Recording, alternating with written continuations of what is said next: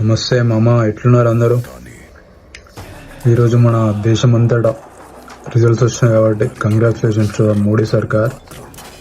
అట్లే the real original gangster Pithapuram MLA Saab, congratulations. కొన్నిసార్లు రావడం లేట్ అవ్వచ్చేమో కానీ రావడం మాత్రం పక్కా. జై హింద్ మామా. నా పేరు పవన్ కళ్యాణ్ కాదు.